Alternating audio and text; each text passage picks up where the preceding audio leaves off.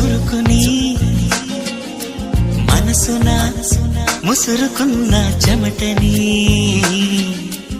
ఇష్ట కష్టాలని